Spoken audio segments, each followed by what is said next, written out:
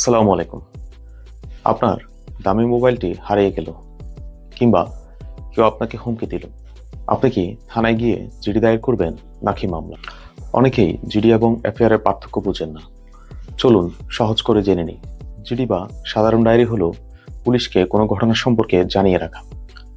আপনার কোনো কিছু হারিয়ে গেলে অথবা কেউ হারিয়ে গেলে, আপনাকে কেউ হুমকি দিলে অথবা আপনি জীবনের নিরাপত্তাহীনতায় ভুগলে সাধারণ ডায়েরি দায়ের করবেন। সহজ কথায়, কোনো কিছু হারিয়ে গেলে বা জীবনের শঙ্কা থাকলে সাধারণ ডায়েরি দায়ের করবেন।